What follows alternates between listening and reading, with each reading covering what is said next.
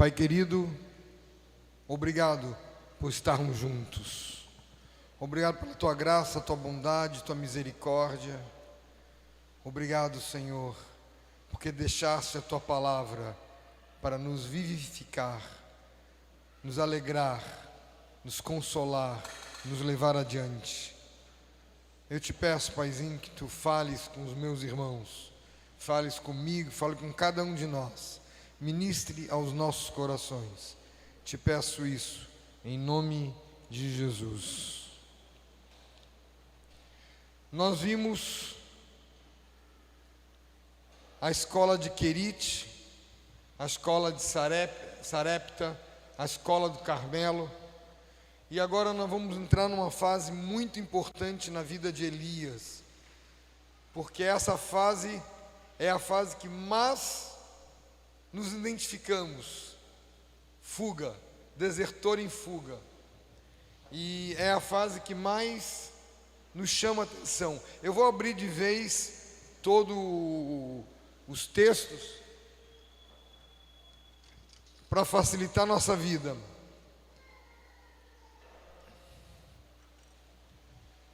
O texto básico, 1 Reis 19, de 1 a 7, é um período de medo, intenso medo.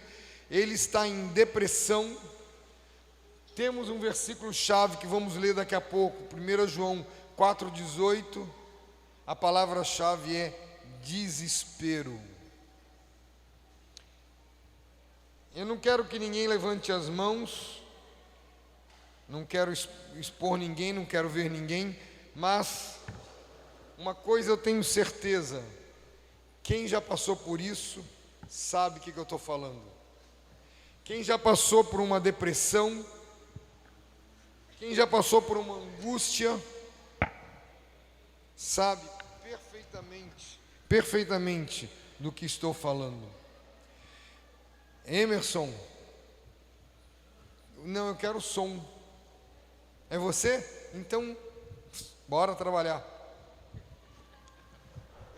Eu estava perturbando o Emerson esses dias, agora mudou o perturbar outro. Eu quero que você coloque Não Temas. Um cântico chamado Não Temas, da Canção de Vida, do grupo Canção de Vida. Pode ser, pode ir.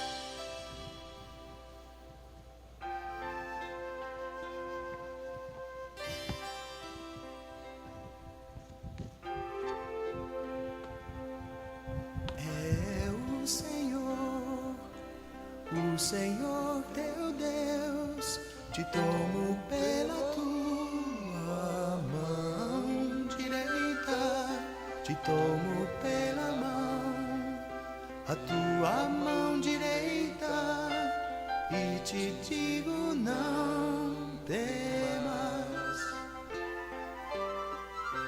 não temas, eu sou contigo. Não te assombres, porque eu sou teu Deus. Eu te esforço, eu te ajudo, eu te sustento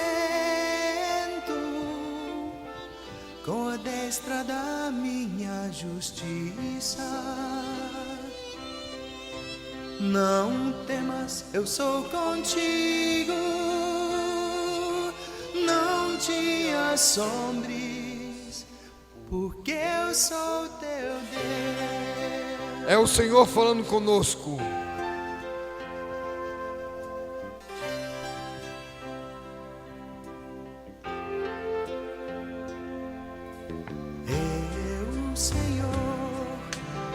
O Senhor teu Deus, te tomo pela tua mão direita, te tomo pela mão, a tua mão direita, e te digo: não temas, eu te ajudo.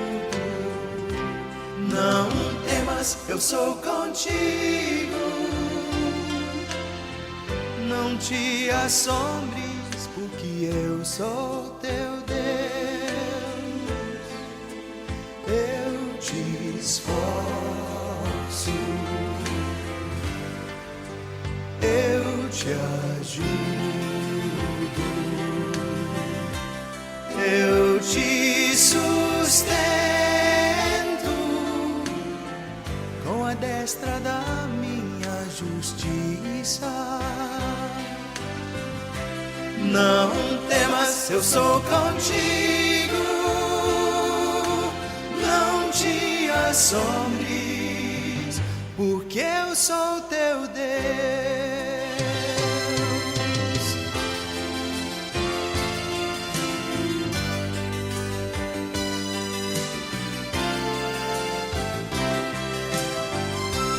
Eu te sustento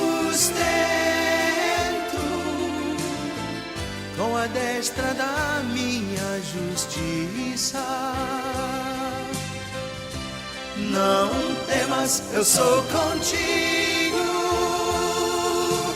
Não te assombres, porque eu sou teu Deus.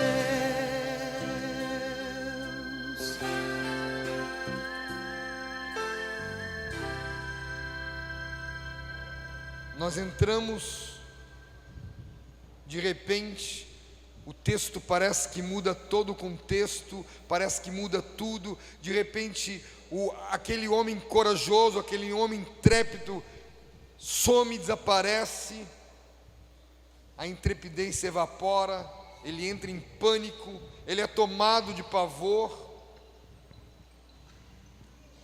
e ele foge. Eu preciso que você já saia perguntando a você mesmo: já fugi? Sim, você já fugiu. Sobre todos os homens são os maiores fujões, fogem mais do que as mulheres, mas as mulheres também fogem. Do que você já fugiu? De quem você já fugiu? Será que você não fugiu de você mesmo? Eu preciso que você comece a pensar claramente nisso. O que eu tenho feito com a realidade com quem eu me deparo? A pior coisa que tem para nós, homens masculinos, é conhecer a si mesmo, é ver quem eu sou por dentro. Como o homem não tem o costume de conversar coisas do coração, ele se assusta quando ele se descobre frágil, bagunçado, muitas coisas, sem fé. As mulheres estão mais acostumadas a conversar, elas sempre estão conversando umas com as outras, porque elas resolvem a mente delas dialogando. O homem resolve a mente dele se isolando na toca. O problema é que entrar na toca não pode ser uma fuga, entrar na toca tem que ser algo temporário, 1, 2, estourando, no meu entender, 3 dias. E quando eu falo toca, é aquele negócio que se chama silêncio absoluto. Benzinho, você está aí? Oi, alguém em casa? Eu me lembro de uma cena que ocorreu conosco alguns anos atrás, quando nós fomos à cidade onde nasceu Dilca e Lauro, e conhecemos a genitora do Lauro, a mãe biológica dele.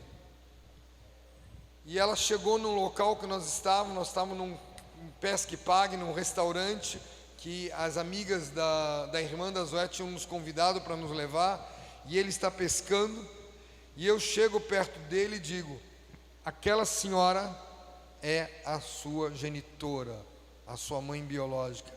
E ele congelou.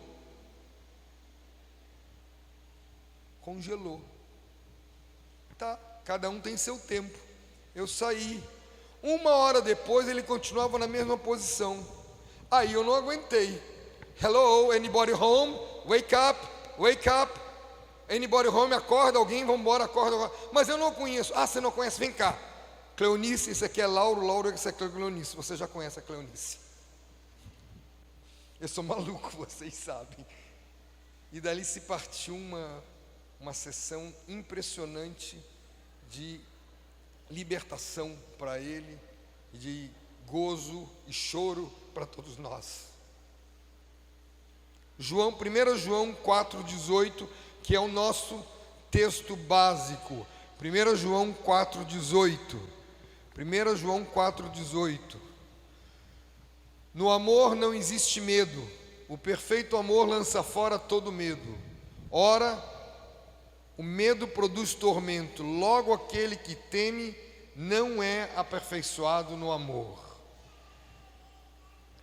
No amor não existe medo. Eu estou cheio do amor de Cristo, eu estou cheio de Cristo, estou cheio de vida. O perfeito amor lança fora o medo, inclusive medo de barata. Mas essa não tem escapatória. Eu uma vez ministrando, uma irmã disse: mas eu não tenho medo de barata, eu só tenho um nojo mortal. Sim, mas você tem que enfrentar a barata, você é maior do que a barata. Você não pode deixar a barata te dominar. Ora, o medo produz tormento. E aqui nós vamos ver que Elias entrou em tormento. Tormento. Aquele que teme não é aperfeiçoado no amor. Eu preciso que você, meu amado, enfrente de cara o teu medo, que você não dê as costas, não abandone, não fuja, mas que você vai de cara enfrentando o medo. Vai ser a tua forma de vencer o medo. Eu nado desde criança, nadei muito. Gosto de nadar, participei de Olimpíadas, de competições, natação e corrida 100 metros rasos. Mas depois da cirurgia de tireoide, alguma coisa deve ter ocorrido com o sistema, esse sistema aqui, que simplesmente me dá pânico quando cobre isso aqui. Cobre. Então eu vou para o dentista fazer tratamento de canal, tem aquele tal do lençol plástico, coisa que me dá agonia mortal. Odeio aquele negócio, porque ele tapa meu nariz. Então ele já fez um lençol com o nariz do lado de fora. Ele cortou, o dentista cortou para fazer, não dá, simplesmente eu acabo desmaiando. Eu sei que aqui é isso. E sobrou também o medo de ter medo. Imagina uma loucura, medo de ter medo. Isso se chama um princípio de pânico. Eu entendo, conheço, mas eu tinha que mergulhar na piscina e tinha que voltar a nadar. Como é que você põe a cara dentro d'água se fecha tudo isso? Como é que você nada? Como é que você dá a virada olímpica se você está dentro d'água? Eu voltei para a piscina e disse para o instrutor: eu estou com isso. Eu estou com pânico total de piscina. Eu estou com medo. Eu preciso que você fique me olhando e me acuda se eu tiver necessidade. E mergulhei dentro d'água. Não mergulhei de cabeça porque eu não tinha coragem. Mergulhei em pé, desci em pé e primeiro comecei a nadar cachorrinho. Não faz sentido. Você sabe nadar. Vamos pôr. Para pôr a cabeça dentro d'água, eu começava a nadar só de um lado. Só de um lado. Daqui a pouco, não, deixa de frescura, vai enfiar essa cara dentro d'água. Eu enfiava a cara dentro d'água, daqui a pouco eu sentia a mão do instrutor me segurando aqui. Sai, você está se afogando. Descansa, não vou descansar. E foi assim. Voltei a nadar. E a virada olímpica? Eu levei 2 meses para conseguir dar a virada olímpica. Mas eu não podia deixar de fazer. Eu não estava competindo, não estava fazendo nada. Eu estava vencendo a mim mesmo. Não temas, eu sou contigo. É o que vinha na minha cabeça o tempo todo. Para vocês entenderem como isso ficou grande, esse medo. Eu que sempre gostei de tomar banho, levantar a cabeça para o chuveiro cair no meu rosto, eu não conseguia fazer isso em hipótese alguma. Eu só lavava o rosto assim, porque a água bateu aqui, chegou perto do nariz e boca. Eu não sei o que ocorreu. Ele está querendo saber, o dentista está querendo saber. E eu disse: eu não estou nem preocupado com isso, eu quero é vencer. Aí tem que fazer o tal do molde. Molde de baixo, tudo bem. Molde de cima, em pé. Eu olhando para o espelho, vai passar, vai passar. São pânicos, são medos. O que você faz quando o medo surge em você? Como você atua? Como você se comporta quando surge o medo? Eu queria que você abrisse a Bíblia em 1 Reis 19, nós vamos ler alguns versículos. Esse talvez seja o ponto mais importante do que eu quero que a gente possa conversar com mais profundidade. Talvez vai ser o que eu vou gastar mais tempo, nesse e na escola de Horebe. Eu preciso que a gente desenvolva isso com carinho. Vamos ler. 1 Reis 19, 1. Acabe fez saber a Jezabel tudo quanto Elias havia feito e como matara todos os profetas à espada. Acabe é um menino mimado. Acabe é um homem fraco. Ele é todo dengozinho. Não estou dizendo que ele é efeminado, estou dizendo um homem fraco. Ele aqui se comporta como uma criança mimada. Tiraram o meu doce da mão, me chamaram de gordo, me chamaram de balofo. É aquele negócio, vai enfrentar de frente. O bullying, na minha época, era uma coisa fantástica, o bullying, porque você aprendia a aguentar os trancos. Esse negócio de bullying tem uma história interessante, porque o bullying familiar é frequente, existe. E eu nasci com uma cabecinha assim, discretamente grande, não é pequena. Para vocês terem ideia, minha mãe levou 52 pontos em parto normal, para poder passar a cabeça. Ferro nela, ferro em mim, e enfim nasceu, depois de 17 horas de trabalho de parto, nasceu um cabeçudo. E eu fui cabeçudo por a vida inteira. Hoje eu sou gordo, então fica tudo proporcional. Mas minha mãe dizia que me punha de pé, com até 2 anos, e pum, cabeça no chão. E ela dizia, João teimoso, a cabeça é em cima, não é no chão. Isso foi. E minha mãe fazia uma brincadeira comigo, que ela fez até as vésperas da morte. Ela não lembrava quem eu era, mas ela teve Alzheimer, ela não lembrava quem eu era, mas ela lembrava da brincadeirinha. Filhinho, vai ali na esquina comprar uma dúzia de bananas, 2 dúzias de laranjas e uma melancia. Onde eu trago, mãezinho? No teu chapéuzinho. E essa história foi eterna. A cabeça é grande até hoje, só que distraída, porque o corpo também cresceu. Eu acho que é por isso que eu não gosto de ser magro. Mas eu já fui bastante magro. Como você faz?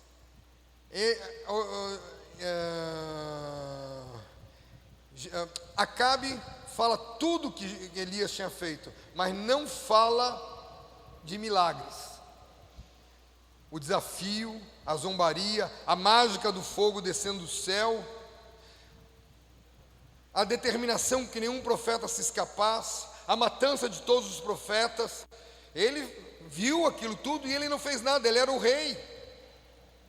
Mas ele não vai contar que Elias correu 25 quilômetros na frente da carruagem do rei, como batedor, para ter certeza que não tinha problema nenhum no caminho dele. Ele não conta que Elias, porque nenhum soldado quis correr, Elias correu, arrumou a roupa e meteu o bronco e correu meia maratona na frente da carruagem do rei. Quem de vocês corre meia maratona antes de uma carruagem? Eu não sou, eu estou fora. Versículo 2. Então Jezabel mandou um mensageiro a Elias a dizer-lhe: façam os deuses como lhes aprouver, se amanhã a estas horas não fizer a tua vida como fizeste a cada um deles. Jezabel manda um zap, um WhatsApp: eu vou te matar, infeliz. Ela alcançou o objetivo dela. Ela levou pânico para quem ela queria. Ela tirou de cena um homem. Quantas mensagens recebemos que nos tira de cena? Quantas mensagens recebemos que nos apavora? Em vez de a gente receber uma mensagem e ir aos pés do Senhor, a gente já sai fugindo. Acabe era um fraco. Jezabel, uma mulher determinada. Não, é difícil eu falar com esse meu vozeirão assim. Eu espero. Vou pegar a cadeira que está me pegando o pé.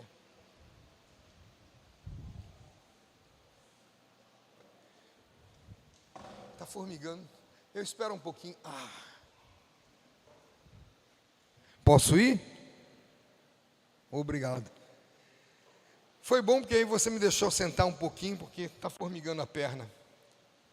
DNA é DNA, data de nascimento antiga. Então não tem jeito. Ele um homem fraco, ela determinada. Ele um brinquedo nas mãos dela, satisfazendo os desejos dela. Ela astuta, inescrupulosa, impiedosa.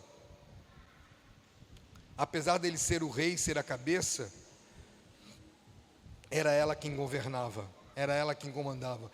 É como eu já ouvi algumas irmãs dizer: ele é o cabeça, mas eu sou o pescoço, viro a cabeça para onde eu quero. Eu tenho vontade de matar uma mulher quando fala isso, não fisicamente, mas o desrespeito à cabeça de Cristo, com essa expressão, é absurda. Como é impossível Jezabel ferir diretamente a Deus, ela vai atrás do profeta, ferir o profeta. Todos quantos querem viver piedosamente serão perseguidos. Se você quer viver piedosamente, alguém vai se incomodar, alguém vai ficar machucado, alguém não vai gostar e vai tentar te ferir. Foi assim com Faraó, foi assim com Estevão, o Sinédrio e o Estevão. Agora olha bem, tem uma versão, a Revista e Corrigida, que diz, versículo 3, versículo 3. Temendo, pois, Elias, levantou-se para salvar a sua vida e se foi e chegou a Berseba, bem perto, 150 quilômetros. Lógico que ele não foi de carro, ele foi a pé, porque tudo é a pé. Que pertence a Judá, e ali deixou o seu moço. Ele está tão apavorado que ele não se dá conta que a rainha de Berseba é a filha de Jezabel. Ou seja, a mesma coisa. Mas a versão Revista e Corrigida diz que vendo ele se levantou para escapar com vida. Vendo. Podemos perceber que uma das estratégias do inimigo é mostrar imagem que geram pavor na gente. Quantas imagens geram pavor? No tempo da pandemia, aquelas cenas de caixões deixavam muita gente em pânico. Por que ligar a televisão? Qual é o objetivo de ver noticiário se não entrar em pânico? Você se isola do mundo, você é isolado do mundo. Eu não sou isolado do mundo, mas eu não vejo noticiário nenhum desde 2020. Não vejo televisão, não abro para nenhum noticiário. Já basta, com licença dizer, vocês, ou seja, a igreja, que manda as notícias para mim. E eu só tenho que filtrar. Durante a pandemia, cada vez que mandava uma notícia de morte, eu punha um versículo de glórias a Deus. Aí disseram, você não está entendendo? Quem não está entendendo é você, que só está vendo o mal e não está olhando para Cristo. Eu não quero e não vou entrar em pânico por causa disso, porque eu tenho o Senhor. Chega de notícias ruins. Vamos testificar, vamos trazer testemunho, como trouxe a Lilian aqui. Vamos falar das coisas boas de Deus. Chega das maldades. Basta andar nas ruas que a gente vê maldade. A estratégia do inimigo para os tempos finais é uma perseguição emocional. Eu não creio que vai ter perseguição de enfiar a faquinha, de cortar e de matar devagarzinho. Ele vai desestruturar as pessoas, o inimigo. O que você tem feito para estar estável emocionalmente? Como você tem se preparado para isso? Não é fácil, não. Todo mundo tem emoção. Ele é uma barata, ele não tem. Ele é uma barata porque as emoções dele são tão malucas que ele congelou, mas ele não resolveu. Jesus Cristo chorou, diante da morte do seu amigo. Qual o problema disso? Nenhum. Não há problema, não. Minha alma está angustiada até a morte, disse Jesus. Ele passou por angústias também.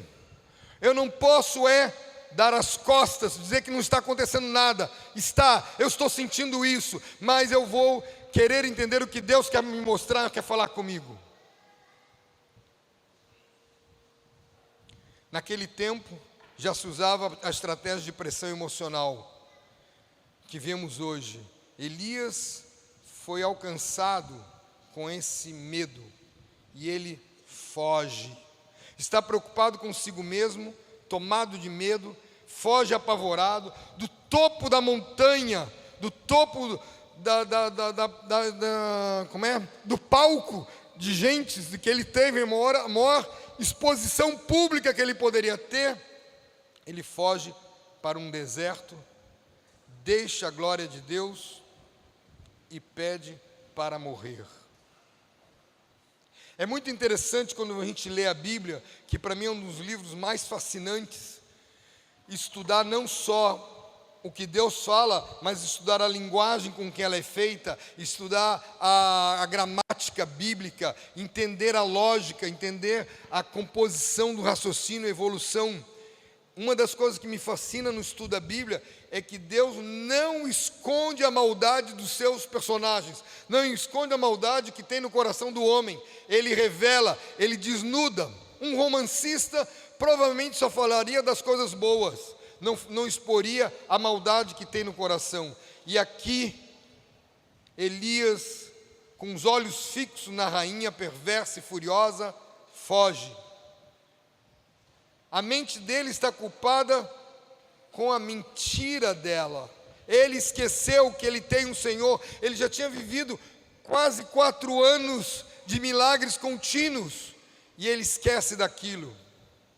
O coração dele se encheu de terror.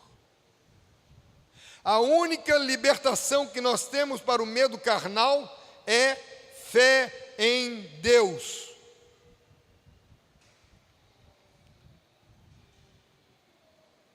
Ele fugiu do quê? Dos outros? Da situação? Ele tentou fugir dele mesmo? Do cansaço? E você? Já fugiu? Do que você fugiu? De si mesmo? Você resolveu fugir para o álcool? Você resolveu fugir para as drogas? Você resolveu fugir para o sexo? Você resolveu fugir para o não estou nem aí? Ou você resolveu fugir para o jogo, videogame? Para onde você está fugindo? Eu sou devagar. Será que isso também não é uma fuga? Não querer encarar a realidade, não querer encarar a verdade frente a frente?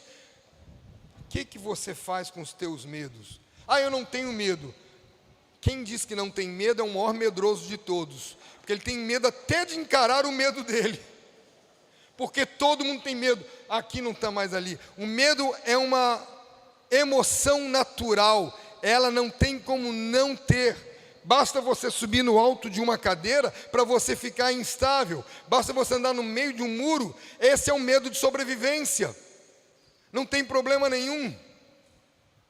Eu não estou falando desse medo, estou falando do medo que não tem lógica. E você? Como você está? Olha que loucura, quando Abraão e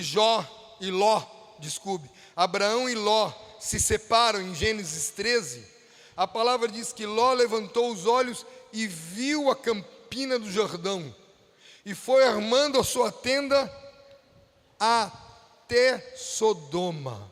Ele não foi direto para Sodoma, ele foi gradativamente montando a tenda dele até Sodoma. Ele foi se acostumando, se habituando, e é tão forte isso, que a mulher dele olha para trás, vira uma estátua de sal, e as filhas dele fazem dele 2 filhos.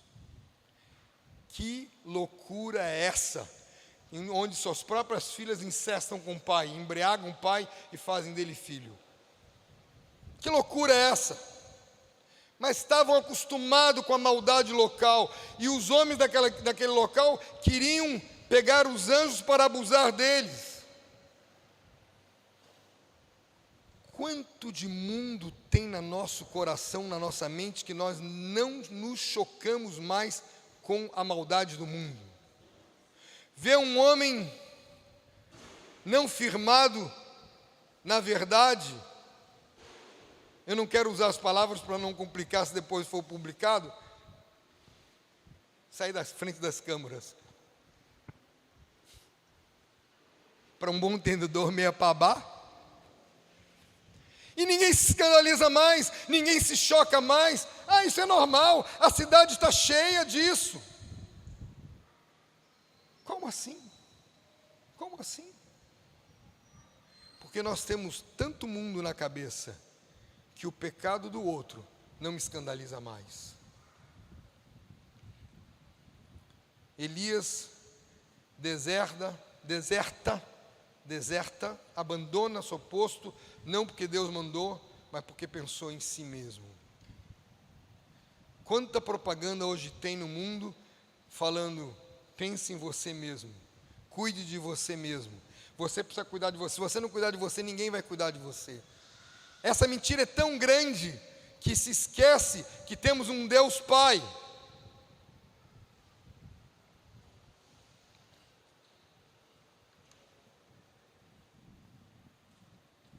O que isso serve para nos mostrar sobre Elias?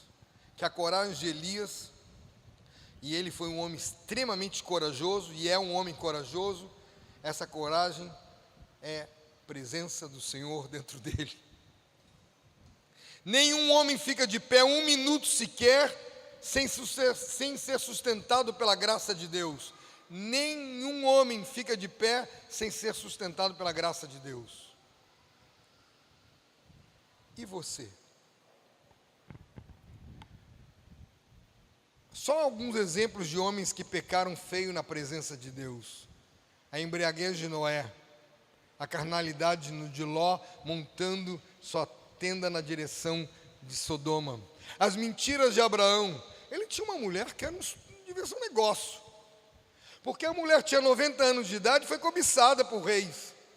Ela era um negócio, porque achavam que ela era uma jovenzinha, mas ela tinha 90 anos de idade. E ele pede para ela mentir, e ele mentir. É mais, tem uma coisa muito forte, porque quando o anjo diz para ele que em um ano ele teria um filho, ele ri. E quando o anjo chega e diz, agora quem ri é a mulher dele. O que ele está ensinando? A inveja, a raiva de Moisés, diante dos problemas do povo, a inveja de Arão, o adultério de Davi, é tão forte, que Deus precisa mandar um profeta, para poder sacudir a Davi, e ele se arrepende. E a mulher que fora de Urias, se arrepende?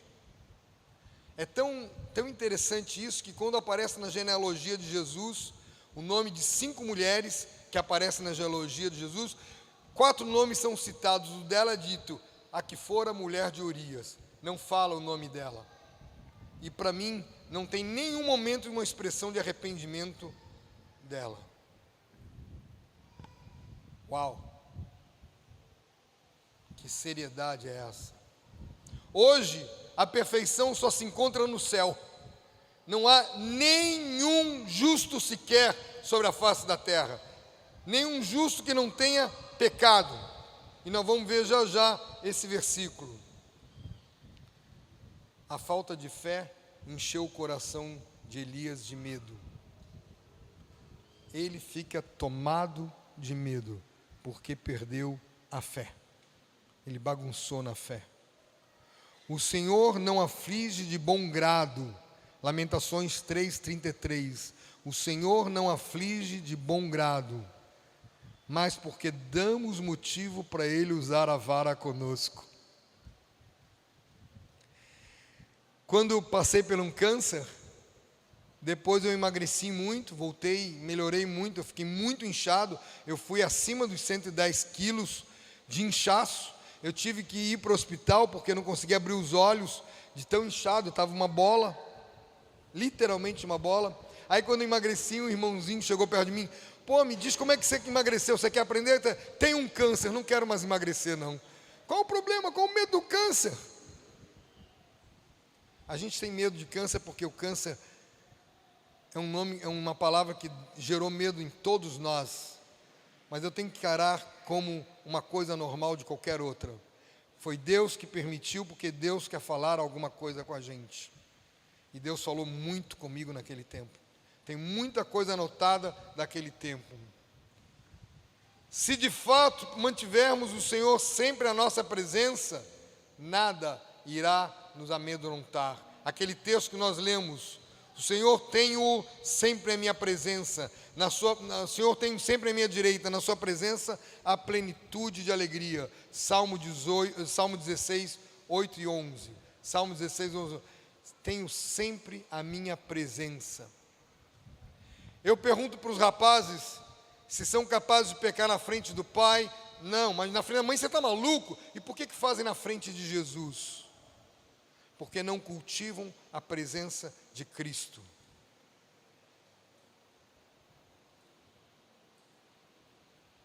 Senhor, aumenta-nos a fé. Senhor, ajuda-nos a firmarmos a fé somente em Ti, em nada mais. Opera conosco, Senhor. Opera, eu te peço, em nome de Jesus.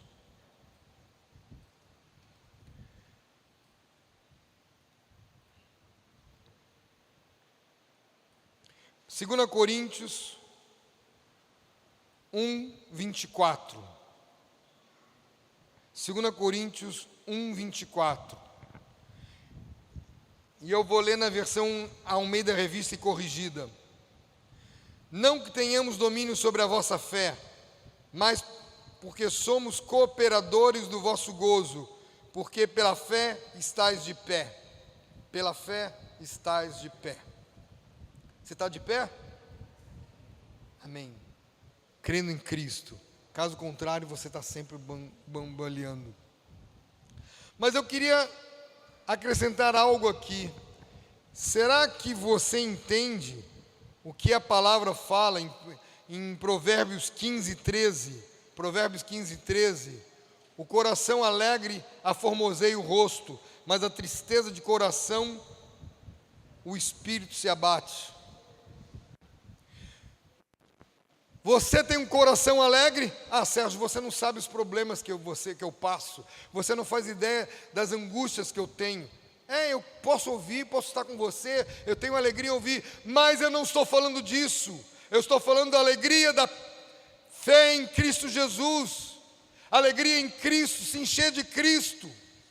Ter gozo em Cristo. Eu vejo pessoas que são tão tristes, tão tristes. A expressão está tão triste, está tão abatida. Vejo pessoas tão abatidas. Por que não tem brilho nos olhos? De certa forma, porque perdeu a fé, ou porque não está olhando para Cristo. Porque se a gente olha para Cristo, não tem como ficarmos feios, porque a alegria do Senhor a nossa força é. Não importa a notícia maluca que eu recebi, a alegria do Senhor a nossa força.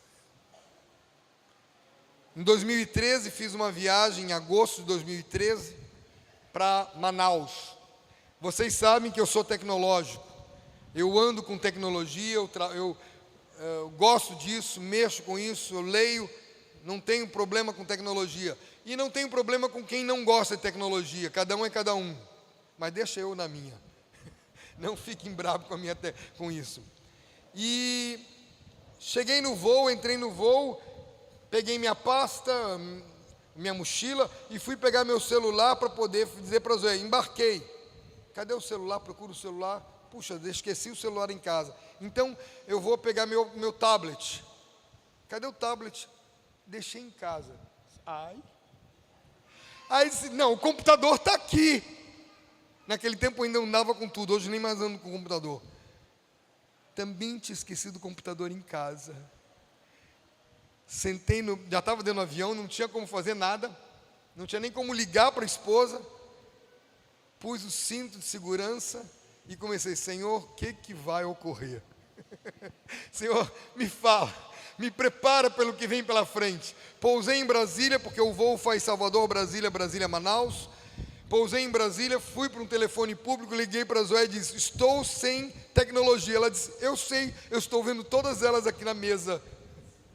E eu tinha todos os cabos na minha mochila, todos os carregadores, todas as conexões, tudo estava comigo, menos as tecnologias. Eu disse para ela: avisa para os irmãos de Manaus que eu não tenho como me comunicar com eles, que eu estou dando voo. Fui para uma loja, comprei um notebook, um caderninho, que tem que ter alguma coisa para escrever, rabiscar, porque um voo de 3 horas e pouca, você não fica parado olhando para o nada. E comprei um livro, porque eu tinha que ler alguma coisa. Nem Bíblia eu tinha, porque minha Bíblia está no celular. Não tinha nada, estava sem nada. E eu fiquei assim: Jesus, o que você quer falar comigo? Jesus, o que você quer falar comigo? Isso foi numa quinta-feira, cheguei 11 e pouca da noite em Manaus. Sexta-feira de manhã, já estávamos dando risada, sem saber nada. Sábado de manhã, dia do casamento que eu ia fazer em Manaus, que eu ia oficiar um casamento em Manaus. 7 horas da manhã, um telefone fixo ou celular, agora não me lembro, o telefone do irmão que estava me hospedando toca, ele atende e diz assim: teu irmão quer falar com você. Meu irmão? Como que meu irmão sabe onde é que eu estou? Meu irmão mora no Rio de Janeiro. Atendi o telefone e disse assim: a mãe faleceu? Ele disse: sim, faleceu.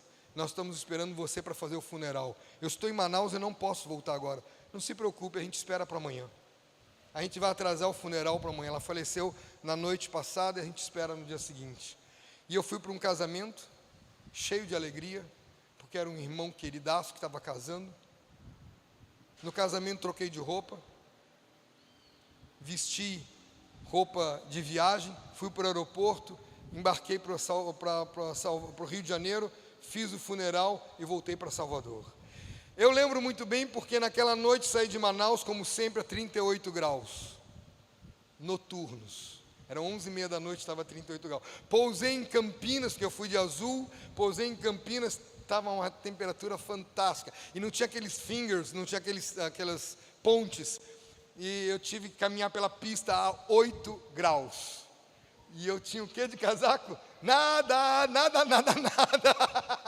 Eu só tinha uma blusinha de manga comprida, que nada é a mesma coisa, calça jeans e nada é a mesma coisa.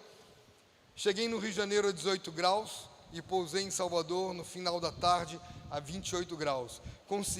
Cheguei em casa e falei assim: eu acho que estou virando aço inoxidável, porque esquenta, esfria, Mas o Senhor me preparou para o que vinha acontecer. Eu não me entristeci, eu não me aborreci, eu não me irritei, eu simplesmente perguntei: Deus, o que você quer comigo? O que eu preciso aprender? E você? Romanos 11:20. Romanos 11:20. Bem, pela sua incredulidade foram quebrados. Tu, porém, mediante a fé, estás firme. Não te ensoberbas, mas teme. Cuidado, não te ensoberbas. O orgulho e a autoconfiança sufocam a fé. Eu confio em mim mesmo, não se preocupe, eu confio em mim mesmo. Esse cabra vai capotar. E a gente vê isso. No decorrer de anos a gente está vendo isso. Como você é? Como você é? Versículo 4 de 1 Reis 19.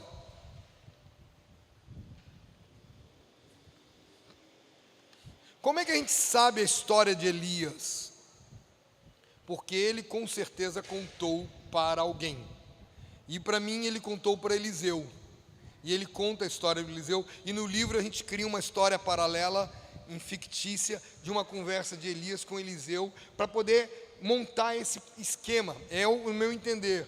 Versículo 4: ele mesmo, porém, foi ao deserto. Importantíssimo registrarmos e sublinharmos isso. Ele mesmo, não foi Deus que mandou ele para o deserto, ele mesmo foi para o deserto. Existem na palavra duas formas de ir para o deserto: atraído para falar ao coração e levado para entrar em sentença. E aqui ele mesmo se põe a caminho do deserto. Deus mandou? Não. E nós vamos ver lá adiante que Deus diz: volta pelo teu caminho do deserto. Você veio para o deserto, agora te vira para você sair do deserto. Ele mesmo, porém, se foi ao deserto, caminho de um dia, mais ou menos 20 quilômetros, 25 quilômetros, de caminho, não de corrida. E veio e se assentou debaixo de um zimbro. Quem pôs o zimbro ali? Deus. E pediu para si a morte. Imagina você, meu amado, que ele passou um dia. Olha a cabeça dele. Como é que a gente vê e percebe isso?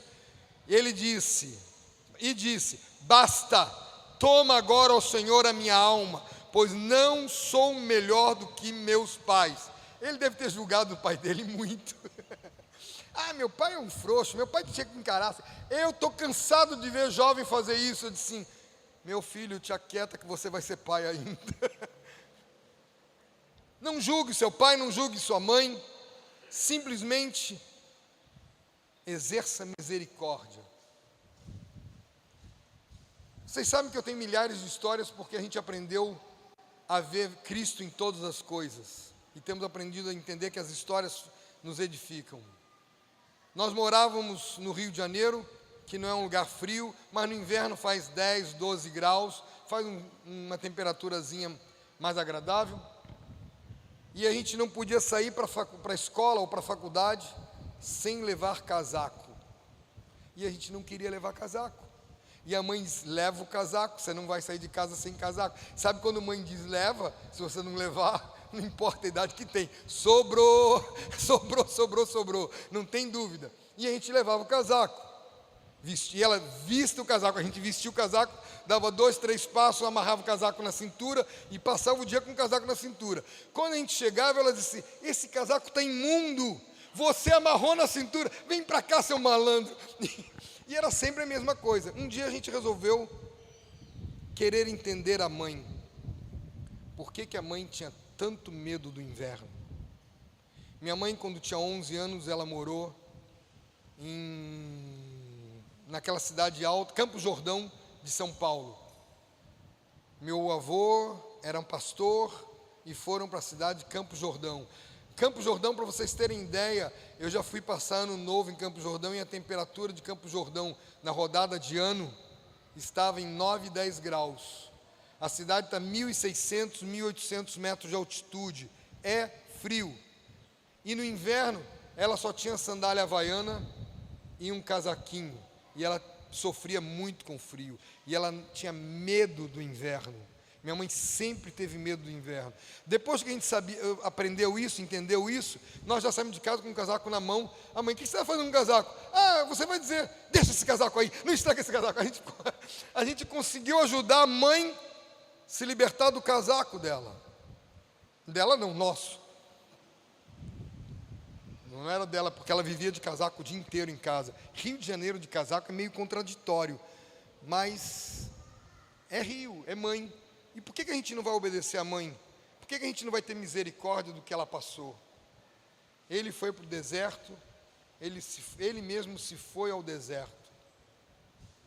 Foi por conta própria. Ele se isola, ele se afasta de todos. Quando alguém começa a ficar com medo, esse alguém começa se afastando, até chegar: não, eu não estou bem não, hoje eu vou ficar em casa, não. E começa a achar milhões de desculpas. Às vezes ele está com medo de encarar o outro, às vezes ele está com medo de encarar a sua própria verdade, e ele se isola completamente. Não se isole. Quanto mais medo tiver, mais enfrente ele de frente, mais encare ele cara a cara. O que estava na cabeça dele? Lembra ontem que nós conversamos um pouco sobre os pensamentos? Por isso que eu disse que precisava falar, para a gente poder introduzir isso com mais liberdade. Queria que você abrisse comigo um texto, que é Provérbios 23, 7. Provérbios 23, 7. Nós vamos ler em algumas versões.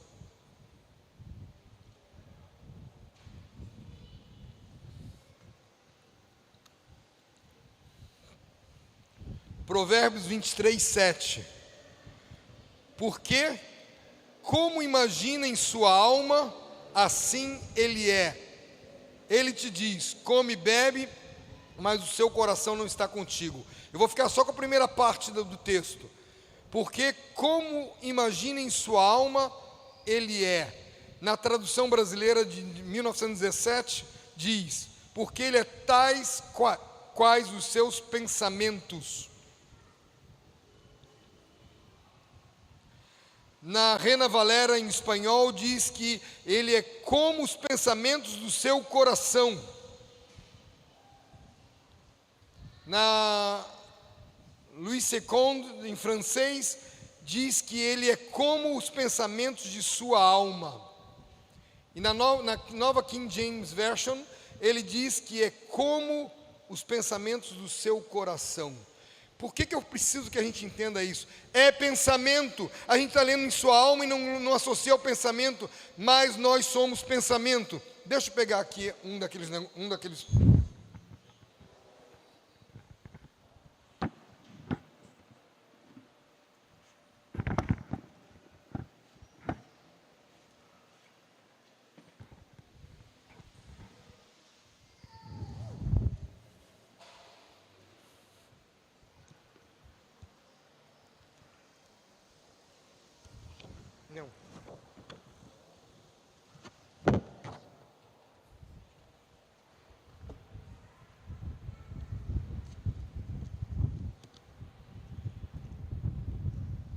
Por que quando a gente quer não acha? Eu preciso entender isso com clareza. Os meus pensamentos estão na cruz. Eu estou na cruz. Eu vivo na cruz. Prende aqui para mim, João, por favor. Com clipes laterais. Os clipes estão ali. Isso, pode ser. Vamos pegar o outro. Tem que ser dois. O que tem ocupado os teus pensamentos? Os teus pensamentos apontam para Deus? Ou os teus pensamentos apontam para você mesmo? Para os teus pés? Qual de vocês dirige um carro olhando para os pedais? Qual de vocês anda de bicicleta? Pega ali atrás, tem mais naquele negócio. Qual de vocês dirige uma bicicleta, conduz uma bicicleta olhando para o pedal? A gente tem que olhar para frente. Teus olhos estão em Cristo ou estão em você mesmo?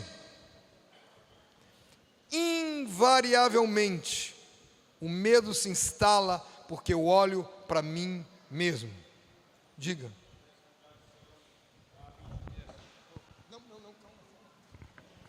Na tradução A21 diz assim, porque ele pensa somente em si mesmo. Está pensando em si mesmo, na tradução Almeida 21. Obrigado, queridão. Eu tenho que entender que a cruz me acompanha o tempo todo. O tempo todo. Comecei a voar nos pensamentos, pego o pensamento e encravo na cruz. 1 Coríntios 10, 13. 1 Coríntios 10, 13. Não vos sobreveio tentação que não fosse humana, mas Deus é fiel e não permitirá que sejais tentado além das vossas forças. Pelo contrário, juntamente com a tentação, vos proverá livramento, de sorte que possais suportar. De sorte que possais suportar. O que eu estou pensando é insuportável. Mentira. Você pode suportar. Encare de frente. Eu lembro de um retiro, alguns anos atrás, lá em Acuípe, que todos tinham que fazer a apresentação pública das conclusões de oficina. E eu virei para uma menina e disse, você vai fazer amanhã. Eu não sabia quem era. É uma menina do interior de São Paulo. Eu disse, você vai apresentar amanhã aqui na frente de todos. São 300 jovens. Ela disse, não. Eu não te perguntei se você quer. Eu disse que você vai. Dei as costas, mas tio Sérgio foi embora. Fui embora. ela ficou com muita bronca de mim, ela ficou muito braba comigo, ela me xingou, xingando assim, nós temos uma amizade, e ela ficou, hoje a gente tem muita amizade, e eu disse, para de gastar a tua força nessas besteiras todas, e vá se preparar para apresentar na frente de todo mundo. Hoje ela é palestrante, e ela tinha medo de dar palestra, de falar, porque ela tinha medo de público, tinha medo de encarar os outros. Eu não tinha a menor ideia o que ia ocorrer na vida dela. Mas ela vira para mim e disse, obrigado por você ser maluco. Obrigado por você ser maluco, por você obrigar a gente a fazer coisas que não faz sentido. Mas aquele medo foi quebrado ali na frente de 300 jovens. Ela se tornou professora, diretora de escola e dando palestras. Porque ela teve que encarar o medo de frente. E você? E você? Ele pede para si a morte. Jó amaldiçoou o dia que nasceu. Moisés reclama do seu nascimento diante do povo. Jonas pede para si a morte. Jonas é impressionante. O livro de Jonas, eu chamo o livro de Jonas a nossa selfie. É a gente fazendo selfie de si mesmo, porque ele fica completamente, ele se desnuda completamente. A gente só conhece a história de Jonas porque ele contou. Porque se ele não tivesse contado, ninguém ia saber. Porque quem vai saber o que ocorreu na barriga de um grande peixe? E Jonas disse, eu sabia que você ia perdoar. É por isso que eu não queria vir para cá. Eu não queria que você perdoasse esse povo. Olha a maldade do coração dele. Jeremias diz, maldito o dia que nasci. E Paulo? Eu queria que você abrisse em 2 Coríntios 1:8. 2 Coríntios 1:8. Porque não queremos, irmãos, que ignoreis a natureza da tribulação que sobreveio na Ásia, porquanto foi acima de nossas forças, a ponto de desesperarmos da própria vida. Desespero. O que é isso? Eu não quero mais viver. Tira, Senhor, me tira. Eu não quero ir para a Ásia. Eu vou simular aqui com uma coisa com os irmãos, mas não tem nada a ver com eles. Estou me referindo a uma outra cidade do Brasil, bem longe daqui. Eu estava acompanhando os líderes ali para escolher um que seria pastor, para a gente preparar para o pastorado, para formar uma igreja. E eu estou na casa dele e digo para ele, querido, não tem nada a ver com Carlos, nem de nada a ver. Só estou usando que eu tenho que usar um cara na minha frente. Eu digo, querido, você é um excelente evangelista. Você prega para 100, mas você é um péssimo pastor. Você afasta 150. Você não será pastor. Siga no que você está fazendo. Eu estou sentado numa cadeira, de um lado, ele está do outro lado, ele se levanta. Se você fala, e vai fazer isso aqui comigo. Vai me dar um murro. E meu companheiro que estava comigo me segurou, ele assim, não seja louco. Mas me segurou com o dedo, o braço, era 3 dedos no meu nariz. Eu quase perdi meu narizinho botoca. O que isso gerou em mim? Uma angústia absurda. Minha pressão foi lá em cima. Fui expulso da casa dele, naquele dia, sai da minha casa, e tivemos que recolher as nossas roupas, nós estávamos hospedados na casa dele, e fomos postos para a rua. E você fica desavorado, porque eu nunca imaginei que uma coisa dessa pudesse ocorrer comigo. E o coração, tum. Eu fui para 22/16 na pressão, dei um pico de pressão, porque eu acho que é normal, perdoável. Aí, passados uns meses, eu tinha que voltar no local. Eu queria voltar? Não queria voltar. Eu comprei a passagem imediatamente. Na hora que eu disse, eu não quero voltar agora, e compro a passagem. Eu estava assustado. Não é que eu gosto do meu narizinho, não, mas deixa ele aqui. Agora, detalhe, ele fez isso na frente da esposa, dos filhos, de outros irmãos. Depois, quando eu estava embarcando de volta para Salvador, ele foi até o aeroporto, disse para mim, você roubou a minha igreja. Aí você sabe que eu sou meio maluco, né?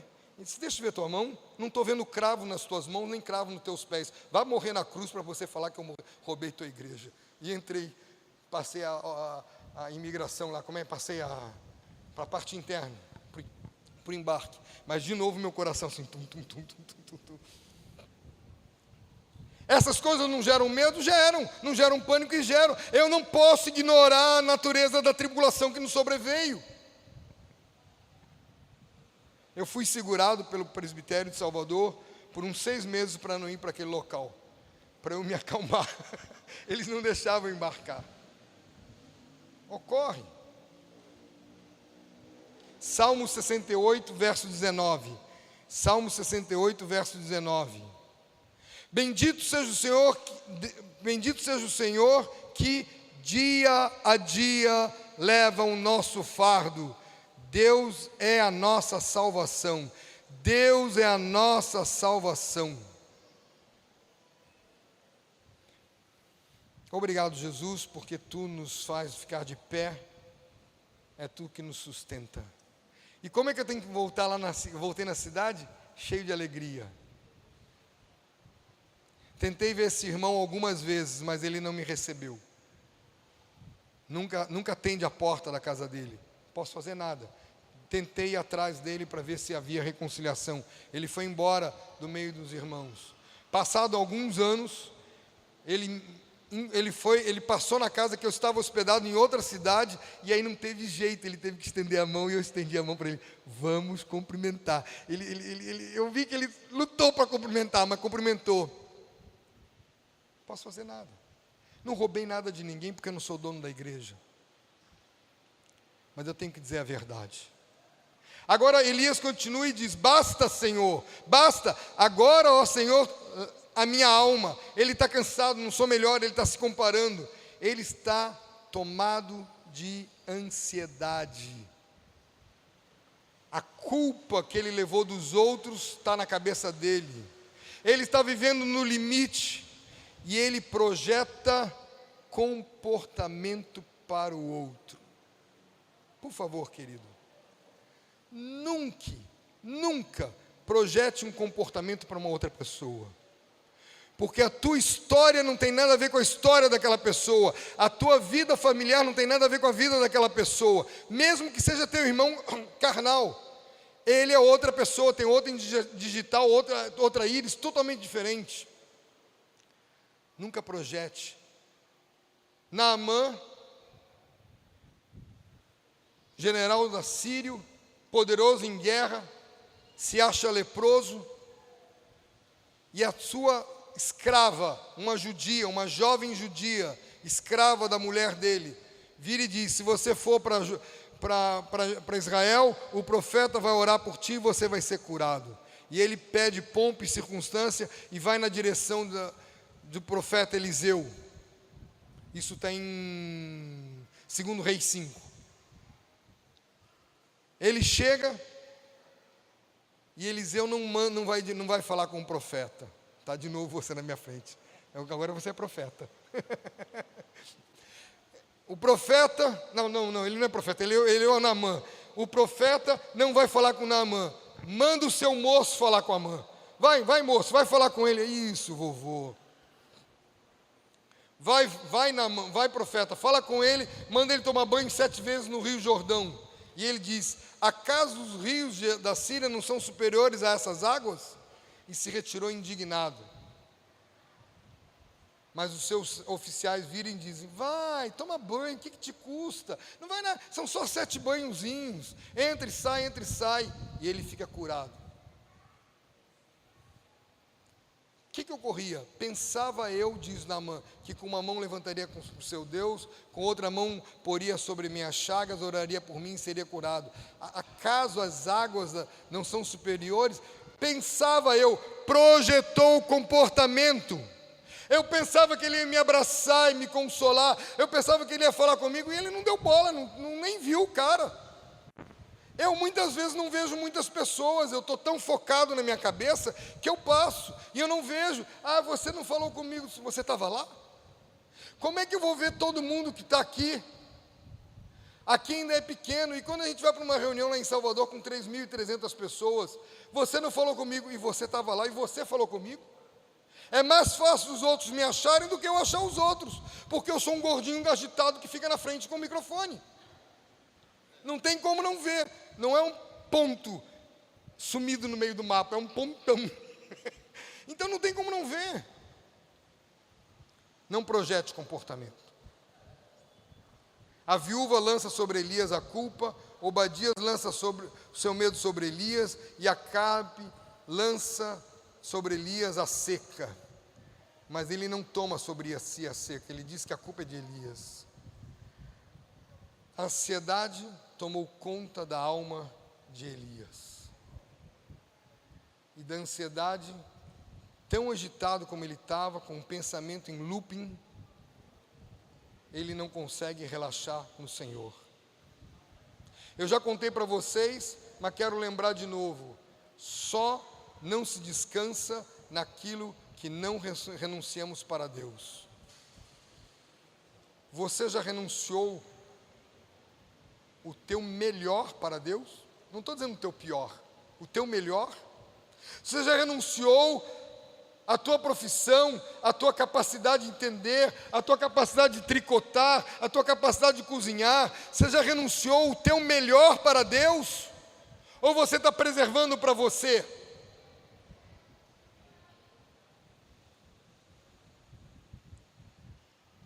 Olha que versículo forte, Isaías 57, 20. Isaías 57, 20.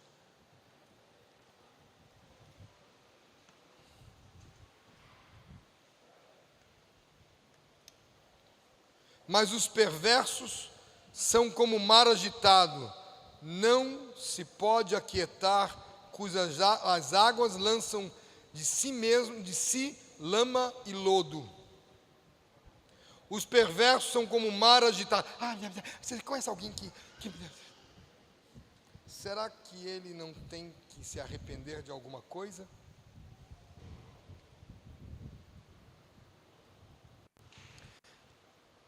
Salmo 142, verso 7. Salmo 142, verso 7. Tira minha alma do cárcere, para que eu te dê graças ao teu nome. Os justos me rodearão quando me fizeres este bem. Eu já orei isso ao Senhor. Eu me considerava naquele pânico, num cárcere. Até que Deus me disse, fui eu que fiz isso, e eu quero que você aprenda a me louvar, mesmo num cárcere emocional. E eu comecei, vocês conhecem, o meu louvor é fruto do meu amor por ti, Jesus, de lábios que confessam o teu nome. É fruto de tua graça e da paz que encontro em ti, e do teu Espírito que habita em mim, que habita em mim. O meu louvor é fruto do meu amor por ti, Jesus, de lábios que confessam o teu nome. É fruto de tua graça e da paz que encontro em ti, e do teu Espírito que habita em mim, que habita em mim. 1 Pedro 2,11. 1 Pedro 2,11.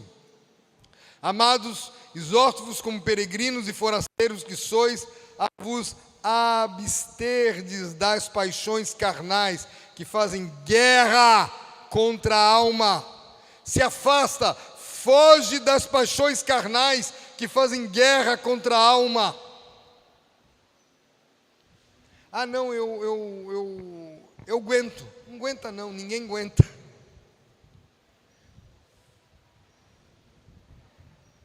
Um drogadito, ele não começa com uma overdose. Ele começa com uma dose bem levezinha. Uma pessoa que se envolve com álcool, ele não começa com uma dose pesada, ele começa muito sutil. A minha orientação há alguns anos tem sido para todos não tome nenhuma gota de álcool, não coma um açúcar, porque é igual ao álcool, se você está triste e carente de alguma coisa para te alegrar. Não crie link da comida ou da bebida com o teu estado emocional. Coma e beba quando você está extremamente alegre. Aí vai linkar com uma coisa boa. Se é que vai linkar. Bateu, ficou abatido? Eu lembro de chegar na casa de irmãos e me oferecerem uma taça de vinho, e eu disse: hoje eu não posso. Por que está tomando remédio? Não, eu estou um pouco triste. Não vou tomar remédio, não é dia de tomar vinho. E eu lembro quantas vezes eu quero comer uma barra de chocolate só porque eu não estou de boa. Se não, vou comer. Já sou gordinho naturalmente, só de olhar para a comida eu já engordo. Essa comida está bonita, meio quilo.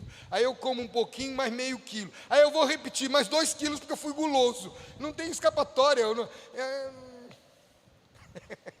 Eu vou brincar. O teu bolo de nozes para mim é uma tentação insuportavelmente deliciosa, mas ele como. É só aqui mesmo. Salmo 19, 7. Salmo 19, 7. A lei do Senhor é perfeita e restaura a alma. O testemunho do Senhor é fiel e dá sabedoria aos simples. O que restaura a nossa alma não é terapia, psiquiatria nem remédios. É a lei do Senhor. E eu não tenho nenhum problema com a psiquiatria nem com a terapia. Eu só tenho problema quando eu troco os focos. Fizemos um encontro lá em casa com 10 casais, mais eu e Zoé, só para conversarmos sobre a alma. Foi um ciclo de conversas que nós tivemos com muita tranquilidade. Aqui eu não posso deixar vocês interagirem, não podemos perguntar e responder. E porque é muito grande, não dá. Mas foi um grupo pequeno e foi formado de uma forma muito doida. Foi uma quarta-feira. Nós estamos orando, Zoé e eu sentindo o Senhor de vontade de fazer isso, e ela achou genial. E quem a gente chama? E começamos a orar, fulano de tal. Eu não tinha visto fulano de tal há 300 meses. Vai, chama fulano, ciclano de tal, tal.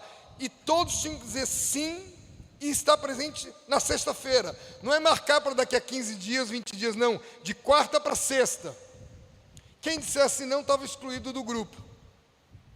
Foram pessoas completamente diferentes, que eu nunca tinha visto. Pessoas que, eu falei com um cara assim, chama fulano também. Tá bom, chamei fulano também. E tinha um casal de incrédulo, que só acabou indo o homem, a mulher nunca foi. E nós estamos no papo, conversando ali, dialogando, e um rapaz virou assim: posso fazer uma pergunta louca? Sim, pode. Mas se é louca, todo mundo não precisa responder, porque loucura não se responde. Só se ri da loucura dos outros. E ele pergunta: quem aqui do grupo já fez algum tipo de terapia? Deixa eu saber. Todos levantaram o braço, menos eu. Eu disse: é louca mesmo. Eu não tinha a menor ideia que Deus estava chamando naquele grupo todos que tinham passado por uma espécie de terapia psiquiátrica ou psicológica, tinham feito algum tipo de terapia. E ali o grupo se abriu e nós conversamos com muita profundidade. Eu estou te perturbando, né? É, a cabecinha é igual a minha. Estou falando da tua cabeça. Como não ter problema? E a gente foi conversando e foi extremamente legal. Mas a lei do Senhor, a lei do Senhor, restaura a nossa alma. Por favor, não estou dizendo para ninguém parar qualquer tipo de tratamento. Não estou dando essa orientação. Só estou dizendo o seguinte: enche-se da lei do Senhor, enche-se da palavra de Deus. Tome a palavra de Deus na totalidade, não de frangalhos.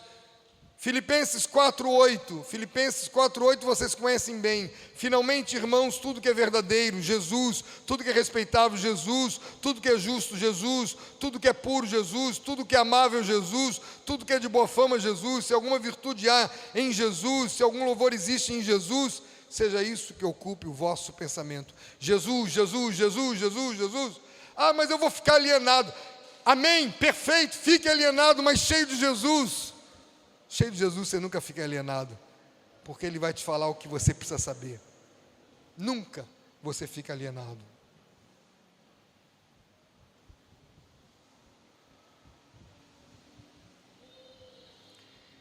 Eu queria que a gente ouvisse mais um cântico.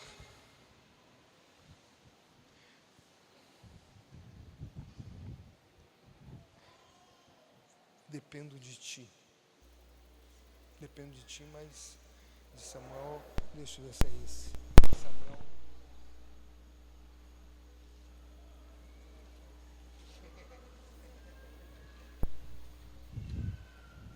Já era, né? Está sem senha. Você sabe a senha? A gente toca depois, não tem problema. Sim, mas se você vai, eu vou continuar e não vou parar não. A gente vê na volta, vai lá. Vocês aguentam um pouco mais? Sobrevivem? Vocês são corajosos. Vamos seguir a leitura para o versículo 5 de 1 Reis 19. Deitou e dormiu debaixo do zimbro. Deitou e dormiu. Por que que a pessoa, quando está em crise de ansiedade, não quer dormir? Porque tem medo de dormir. Porque dormir é um exercício de fé. Eu sei que Deus está por trás de mim. Eu sei que Deus vai cuidar de mim, mesmo eu dormindo. Deus dá os seus enquanto dorme. Então vai dormir, vagabundo. Vai dormir, vai se aquietar, vai relaxar, vai dormir. Deitou e dormiu debaixo do zimbro, e eis que um anjo tocou e lhe disse: levanta e come. Me diz uma coisa, se um anjo tocar em você, qual vai ser a tua reação? Uau! Mas ele está tão acostumado que deve ter olhado para o anjo, tá bom, pegou e comeu. Anjo não era problema para ele, mas eu acho que para nós, anjo sempre será um problema. Aí ele conseguiu ir rápido.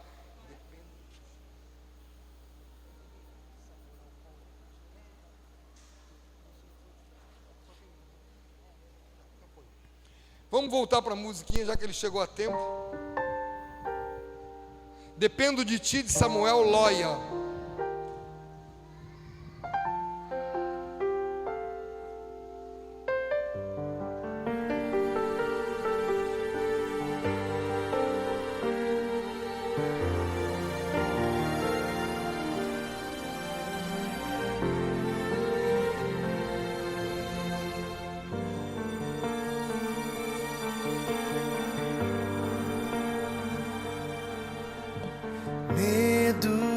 Desilusão, incerteza, solidão, um sentimento estranho de explicar. Dúvidas que vêm e vão, machucando o coração. Será que essa angústia vai passar? Me sinto como se estivesse só no mundo vazio.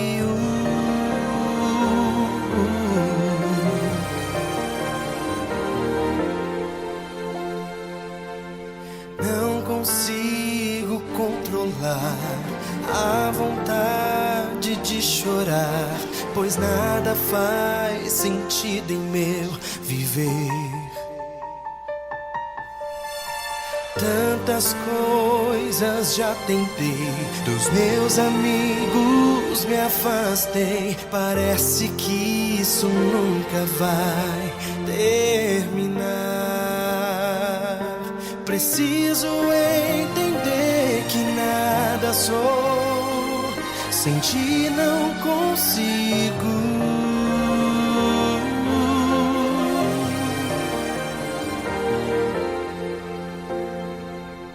Porque sempre esqueço de a ti procurar.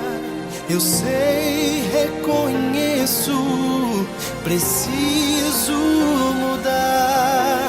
Porque além de ti não há ninguém que possa aliviar minha dor. Sara, Pai, meu coração, só em ti existe salvação.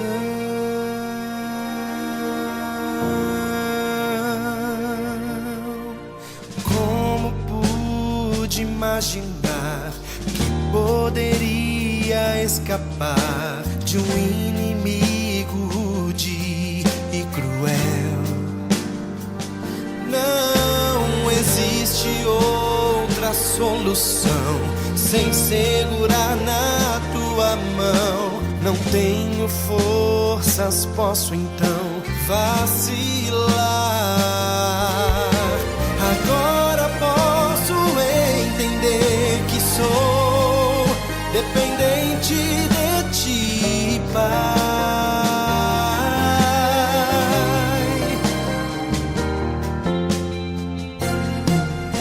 Porque sempre esqueço de a ti procurar. Eu sei, reconheço, preciso mudar. Porque além de ti não há ninguém que possa aliviar minha dor. Sara, Pai, meu coração, só em ti existe salvação. Prometo nunca mais vou me esconder. De agora em diante vou fazer o teu querer. Perdão, Senhor, se me afastei. Perdão, eu sei que errei. A impressão que esse cântico me dá é que ele está falando de nós. De a ti procurar, eu sei, reconheço, preciso mudar. Porque além de ti não há ninguém que possa aliviar minha dor. Sara, Pai, meu coração, só em ti existe salvação. Somente em ti, Senhor, existe salvação.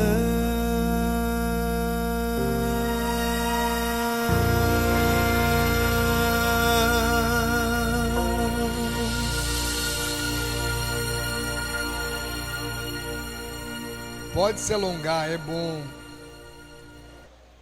A calma protege a alma. A oração protege o coração. Quando você estiver muito agitado, não ponha nenhuma música com bateria forte. Não ponha nenhuma música agitada. Põe a música mais tranquila e baixo possível, para você começar a se acalmar. E ore, e ore. Eu me acalmo lendo Provérbios em voz alta, porque Provérbios não dá para ler rápido, porque ele não tem uma cadência de leitura rápida. Será que nós sabemos quem cuida de nós? Será que você sabe que o Pai cuida de você? Será que você tem convicção de que mesmo que nós sejamos infiéis, Ele é fiel?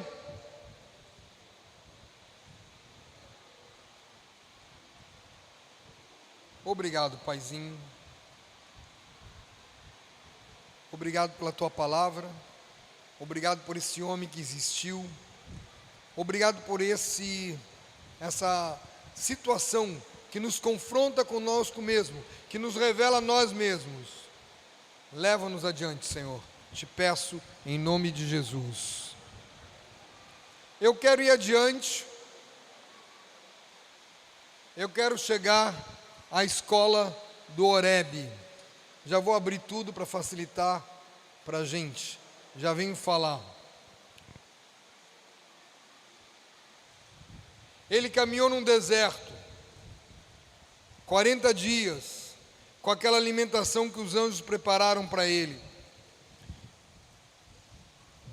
Ele tem uma coisa muito importante que a gente não pode esquecer. Mesmo ele sendo um fujão, mesmo sendo um homem complicado, está com a alma toda embaraçada, ele é obediente. Ele obedece completamente. É indispensável para um discípulo a obediência. Obedecer é estar debaixo do que ouviu, tanto no grego como no hebraico. Ele obedece, ele descansa, ele caminha e ele vai ao monte de Deus. Ele entra na caverna no monte de Deus.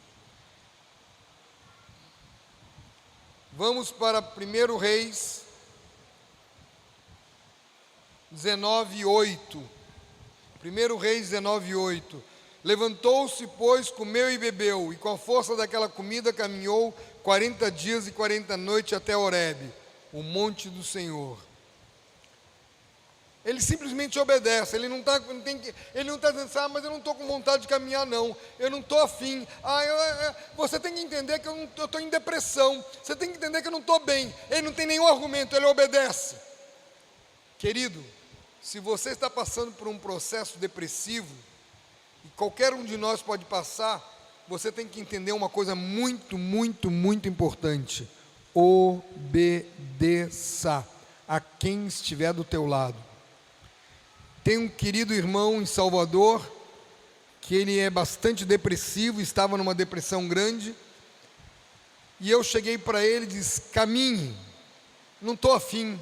Eu não perguntei se você está afim, estou dando para você caminhar.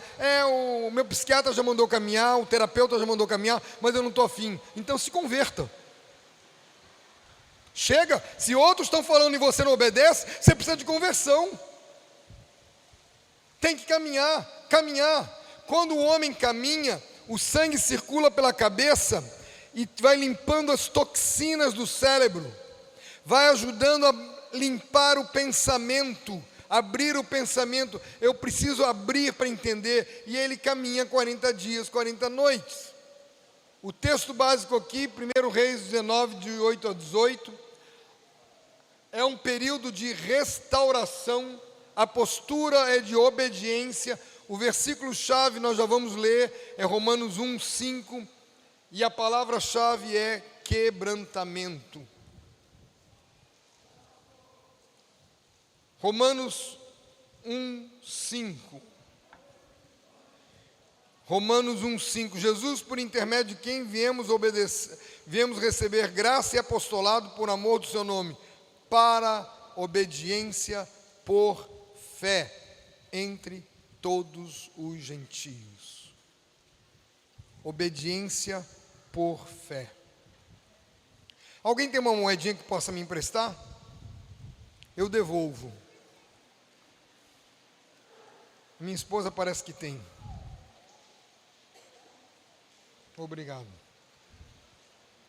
É uma moedinha até grande valor, 25 centavos. Mas é como a gente vale, nada. Quais são os dois lados de uma moeda? Quais são os dois lados da moeda? Cara e coroa. Eu posso chamar cara de obediência, coroa de fé. Você cortando longitudinalmente uma moeda, vão sobrar duas caras e duas coroas. Vão sobrar duas obediências e duas fés. Você como uma moeda, cara e coroa, fé e obediência? Ou você é tão espiritual que só pensa na fé, obedecer não é necessário, porque não existe isso. Eu preciso obedecer, com certeza eu preciso obedecer.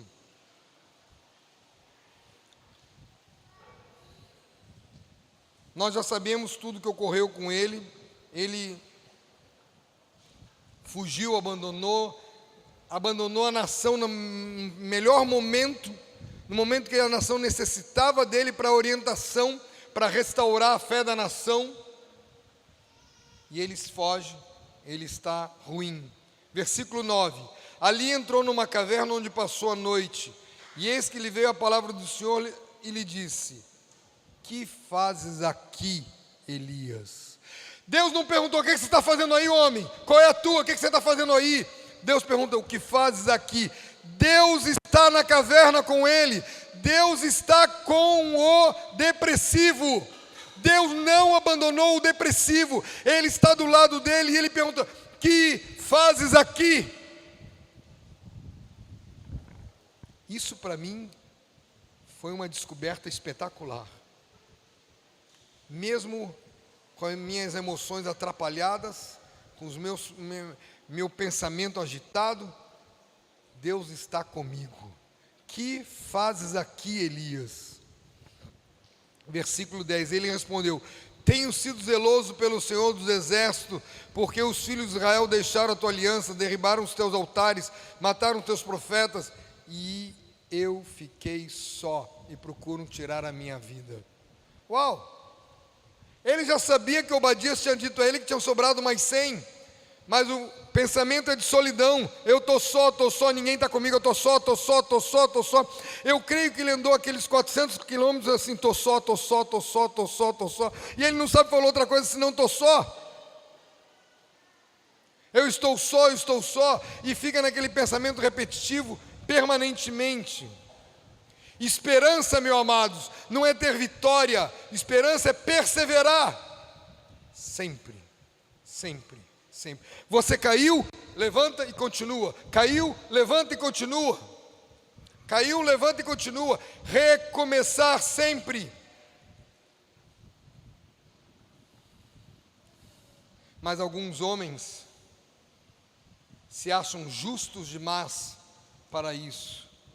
E esquecem de Eclesiastes 7,16. Eclesiastes 7,16. Não seja demasiadamente justo, nem exageradamente sábio, porque te destruirias a ti mesmo.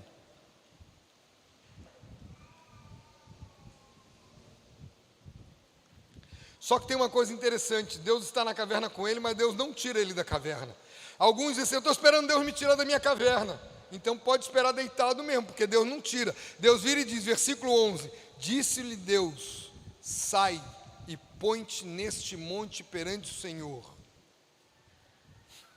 Mas ele entrou na caverna, ele está na caverna, e Deus diz: sai. Deus não tirou ele da caverna, Deus mandou ele sair da caverna, e ele obedientemente saiu. E a gente conhece essa história, que é uma das histórias mais contadas há anos. Eis que passava o Senhor num grande e forte vento, fendia os montes, despedaçava as penhas diante do Senhor, porém o Senhor não estava no vento. Depois do vento, um terremoto, mas o Senhor não estava no terremoto. Depois do terremoto, fogo, mas o Senhor não estava no fogo. Depois do fogo, um cicio tranquilo e suave. Uau! Mas Ele não é um Deus tremendo, Ele não é um Deus poderoso, Ele não é um Deus de exércitos, de força, de guerra. Mas Ele está num cicio tranquilo e suave. Concordo. Tem problema, vovó. Ele está certo, ele está participando, está certo, vovó, não tem problema nenhum, não. Quando eu me converti, uma das coisas que eu aprendi a fazer, e faço até os dias de hoje, pergunto: como é que você está? Tranquilo. Eu estou profetizando para mim o tempo todo: tranquilice, te acalma, homem, sossega, leão, abaixa o facho, tranquilo. Eu sou assim, eu sou agitado, mesmo velho, sou agitado, mas tenho aprendido com o Senhor a tranquilizar e acalmar a minha alma. O que esse cio, ele é leve, é suave e é amoroso. Quando eu converso com alguém, tem momentos que eu dou risada, tem momentos que eu dou mordida. Os garotos sabem disso, eu dou mordida mesmo, para ficar com aquele negócio inesquecível. Ele vai ficar com uma mancha roxa e eu mordo para ela valer mesmo. E se vão me morder, olha, estatuto do idoso, não pode morder idoso não. Mas na hora de conversar as coisas do Senhor, nós falamos tranquilamente. Mateus 11, 28 a 30. Mateus 11, 28 a 30.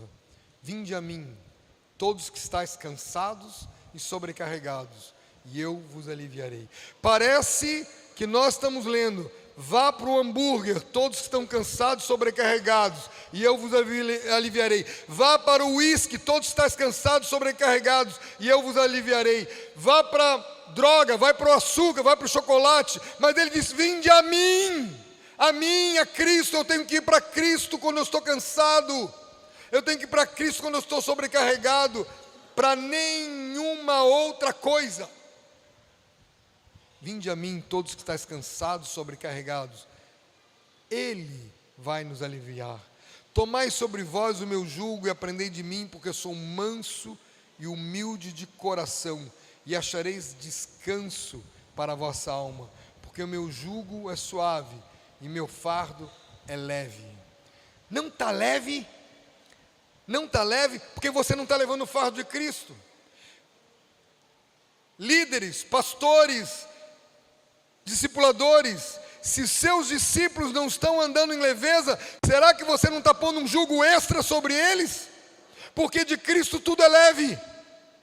O relacionamento com Cristo é leve e suave. Pesou? Será que você está pondo uma carga extra sobre eles? Versículo 13 de 1 Reis. Ouvindo-o, Elias envolveu o rosto no seu manto e saindo pôs a entrada da caverna. E eis que lhe veio a voz do Senhor: que fazes aqui? Deus está dentro da caverna? Deus está fora da caverna? Deus está com Elias. Deus não desistiu de Elias. Deus não desistiu de você. Deus não desiste de nenhum de nós. Ele quer que você não desista de você. Qual é o alfabeto do discípulo? Não é ABCD, é obedecer. Esse é o nosso alfabeto. Eu viria com uma camiseta chamada obedecer, com as letras, mas só que a camiseta ficou muito justa, ela encolheu, sabe? Encolheu. Há 3 perguntas que Deus faz diretamente ao homem. A primeira, fez uma única vez: onde estás, Adão? A segunda fez 2 vezes: que fazes aqui, Elias? E a terceira fez 3 vezes: Pedro, tu me amas? 3 perguntas Deus faz diretamente ao homem e foram registradas. Onde estás? Nas trevas ou na luz? Eu já vim para a luz. Que fazes aqui? Abra teu coração e tenha coragem de dizer: eu te amo, Pai. Eu te amo, Pai. Mesmo sem entender as coisas, eu te amo, Pai. Versículo 14. Ele respondeu: tenho sido em extremo zeloso. Ele magnifica, ele amplifica a fala dele anterior. Ele põe em extremo: pelo Senhor Deus dos exércitos, porque os filhos de Israel me deixaram a tua aliança, derribaram os teus altares, mataram os teus profetas a espada, e eu fiquei só, e procuram tirar minha vida. Vocês estão vendo como ele está com um pensamento repetitivo? Ele insiste em dizer. E o que Deus faz? Dá uma bronca nele? Para com isso, isso é frescura, chega dessa coisa, vamos embora, pensamento positivo. Pelo amor de Deus, não existe pensamento positivo para nada disso. É fé. E o que ele faz? Versículo 15. Disse-lhe o Senhor: vai, volta ao teu caminho para o deserto de Damasco. E chegando lá, o Jazael, rei da Síria, ele vai dando diversas orientações. Volta pelo teu caminho. Sabe o que Deus fez? Eu digo de uma forma muito carinhosa: vai trabalhar, vagabundo, vai te criar, criatura. Vamos embora, segue o teu caminho, vai trabalhar, levanta, sai da tua cama e trabalha. Vai limpar tua casa, vai limpar teu quarto, vai arrumar teus armários, vai consertar as costuras, vai te pôr em ação. Sai deste buraco e te enche da palavra. Volta pelo deserto. Deus não desprezou a depressão de Elias, mas Deus não fica dando trela para ele. Deus manda ele trabalhar, agir e adiante. Você que está com sentido depressivo, ou você está em uma depressão, seja ela química, emocional, seja os homens terem dado diagnóstico de qualquer T da vida, pega tudo isso, põe aos pés do Senhor. Pega tudo isso, põe aos pés do Senhor e vá trabalhar. Vá em frente, não pare, segue. Vá pregar a palavra, insta, quer seja oportuno, quer não. Continua fazendo a tua obra, continue adiante, continue consolando, continue amando. Esquece de você mesmo.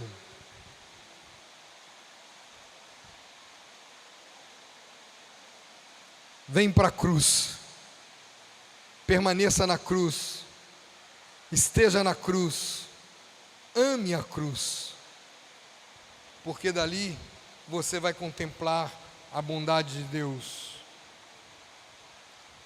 No versículo 18, Deus vai dizer: também conservei em Israel 7.000, todos os joelhos que não se dobraram a Baal, e toda a boca que não o beijou. Não eram mais 100, tem 7.000. Então vai trabalhar, vai trabalhar.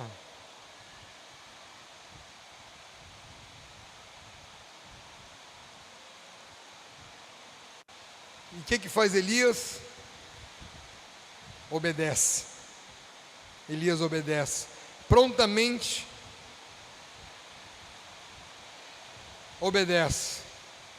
E ele foi primeiro na direção de Eliseu. Ele andou só 600 quilômetros. Andou. Não foi de avião, não foi de avião, não foi de ônibus, não foi de camelo, não foi de carro, nem de moto, nem de bicicleta, ele foi andando. Ele não entrou no deserto por conta própria, agora sai do teu deserto por conta própria. Eu não tenho forças. Continue andando, mesmo sem forças. E a gente conhece essa história, mas a gente vai falar dessa história um pouco mais depois. Eu não falarei dela agora. Eu queria pôr mais uma música, se a chuva deixar a gente ouvir. Queria pôr mais uma música para a gente interromper agora e a gente continua depois. A música é bem conhecida de vocês, eu creio, se chama Sossega, de Canção e Louvor. É uma música que a gente tem que cantar para nós mesmos, com muita frequência. Pode pôr mais alto porque o barulho está alto.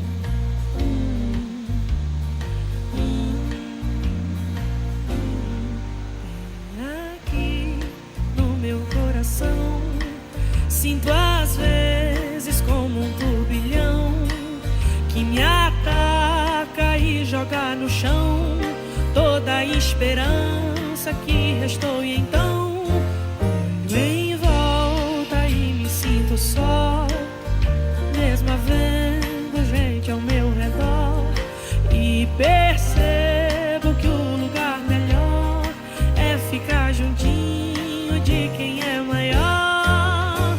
Acalma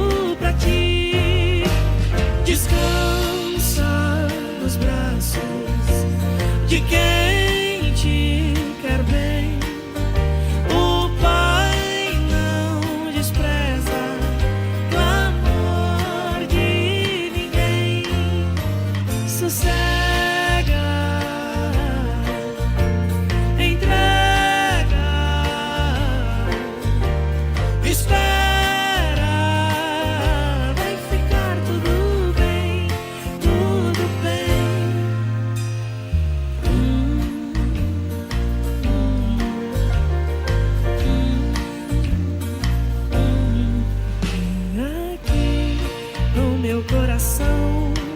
Já não sinto aquele turbilhão, e no chão eu só vou me prostrar, porque minha alma quer lhe adorar. Os meus olhos olham para o céu e recordam que Deus é fiel, e é de lá que o socorro vem, porque seu cuidado sempre vai além, além. Amado da minha alma, descanso em ti, o teu refrigério é tudo pra mim. Tu tens o domínio de tudo nas mãos, e sabe o anseio do meu coração. Sossego, entrego, espero, vai ficar tudo bem, tudo bem. Acalma minha alma, aquieta aí. O Pai tá cuidando de tudo pra ti. Descansa nos braços de quem te quer bem. O Pai não despreza clamor de ninguém. Sossega, entrega, espera, vai ficar tudo bem, tudo bem.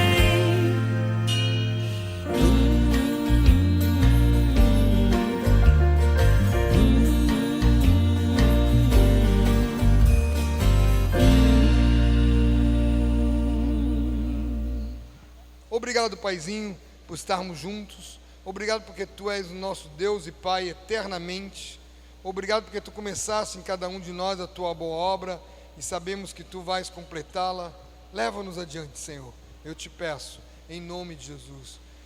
Não deixe que nenhum dos meus irmãos fique fugindo por medo ou de algum medo. Não deixe que nenhum dos meus irmãos se tranque nas suas angústias e depressões, mas leva-nos adiante. Te peço, em nome de Jesus. Obrigado pela atenção de vocês.